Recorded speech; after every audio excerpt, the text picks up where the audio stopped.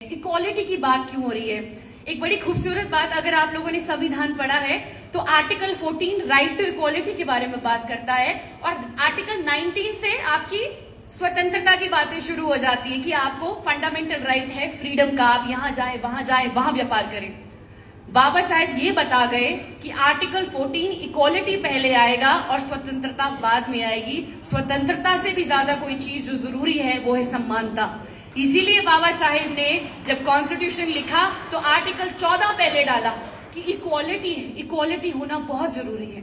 महिलाएं यहाँ बैठी हैं, अब आपसे सवाल करेंगे भैया महिलाओं के लिए क्या किया बाबा साहेब ने? कॉन्स्टिट्यूशन के बियॉन्ड देखिए, जब पहले कानून मंत्री बने तो हिंदू कोड बिल लाए थे, अगर आप लोगों को याद होगा। हिंदू कोड बिल में यह बात की गई कि जो आज की सरकारें यूनिफॉर्म सिविल कोड देने की बात करती है कि हम लोग इस तरह का लॉ लाएंगे, चाहे धर्म कोई भी हो, चाहे जाति कोई भी हो, वहां के पुरुष और महिला को एक ही प्रकार का रूल लॉ करेगा, उसको बोलता है यूनिफॉर्म सिविल कोड। अब ये बात आज हो रही है और बाबा साहेब इसको 1950s में कर रहे हैं कि मैं चाहता हूं महिलाओं के अधिकार सुरक्षित रहें। जो आज औरतें डिवोर्स ले पाती हैं, अगर वो एक पीड़ित शादी में है उससे बाहर निकल पाती हैं, सम्मान से जी पाती हैं और मेंटेनेंस भी लेनी पड़ती है, ये सब आपका हिंदू मैरिज एक्ट में बाबा साहेब महिलाओं को तोहफा दे गए। हिंदू सक्सेशन एक्ट में महिलाओं को प्रॉपर्टी इनहेरिट करने का कुछ भी नहीं था।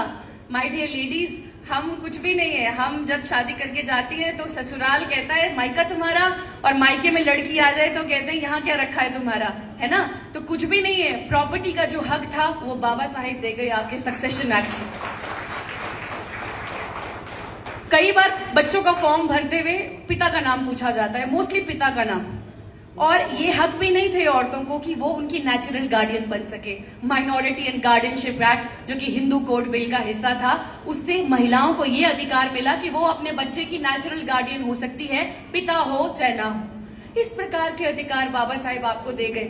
बाबा साहेब ने पहली बार बात करी, माय डियर लेडीज, उन्होंने पहली बार बात करी कि जो औरतें कोल की फैक्ट्री